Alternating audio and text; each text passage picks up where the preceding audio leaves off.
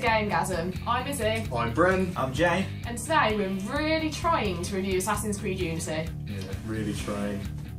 Where'd Jay go? He's an assassin. No, he's not. He's an ass.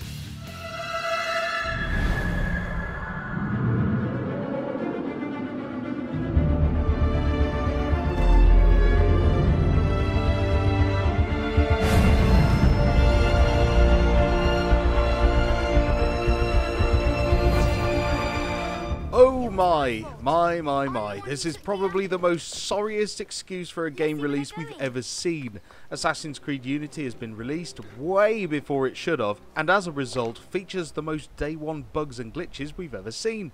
This is one for the history books, as Ubisoft really has shot themselves in the foot.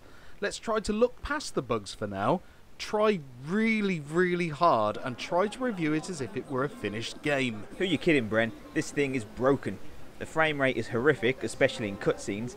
NPCs do the most random stuff. You can fall through buildings, get stuck in ceilings, and to top it off, the game's main feature of free running will see you clumsily running up everything and going in directions you didn't even want to. And if all that wasn't bad enough, it's set in France. When they decide to actually finish the game, it might be worth reviewing fairly. As it stands, they've made a mockery of gamers and a shameful decision to release the game in this state. Straight off the bat, we're giving this a 4 out of 10. Underneath all the bad, there could be a good game here, but it's way too glitchy to really pursue with. So what does it do well? Okay, the story and voice acting is pretty top notch, when the character models' faces aren't missing. And the recreation of France in the late 17th century is gobsmacking. The detail in the buildings is exceptional, and the lighting and atmosphere of the crowds is really impressive. The missions are your standard Assassin's Creed affair of, well, assassinating. You use the map to get around, and unlocking viewpoints open up more of the map. The map is huge, although apart from the main story missions, the diversity of the side missions is pretty samey.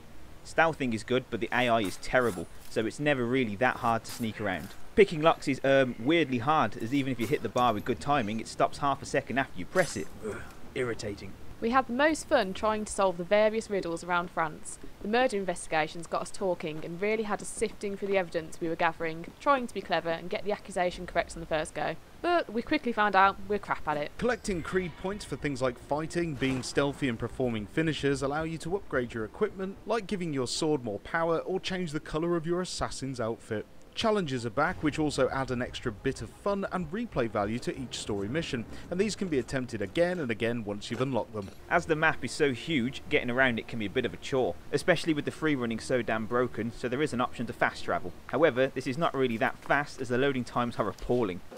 And where in God's name have you been? Fortunately, once you're in the world, it never goes to a loading screen again, unless you die. Overall, this could be a great addition to the slew of Assassin's Creed games already available. They really just need to finish it. It's that bad that the development team has started a live blog charting exactly what bugs and glitches they are working on. It'll be interesting to see how long it takes them to get through the list. We would advise waiting until it's properly finished, as there is a good game in there somewhere, but at the moment it's like watching Star Wars with all the lightsaber sounds missing. Or eating a hot dog without the sausage. Jam donut with no jam. Riding a bicycle with no seat. A car with only 2 wheels. And here's one for you, a game that's only half bloody done. Let's not forget you bought it like that. It's sad we gave money for it, but hopefully they'll get the message that this isn't on. But if you're watching this thinking about buying it, just don't. Not yet. Or if you can't help yourself, make sure you buy a physical copy. At least you can trade it in when the bugs become too much to bear. Keep an eye on the blog and see when they've fixed some major issues. And if you need your Assassin's Creed fix, then grab yourself a copy of Rogue instead. It runs fine and will tide you over until Unity is finally finished. As a reminder from earlier, we're scoring this lazy unfinished release with a 4. It's got potential, but really it's way too broken to consider a better score. It would seem there are 2 asses in Assassin's Creed, Ubisoft and us, for buying it. Don't be an ass, say no to broken games. You can't touch this. You can't touch this.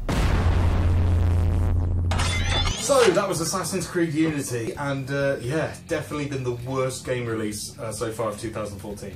Yeah, it's completely unfinished, and it's really worrying how it's supposed to be the first proper next-gen title. Well, you actually had more fun opening the collector's edition than playing the game, didn't you? I'm sure they'll fix it at some point. What's going on?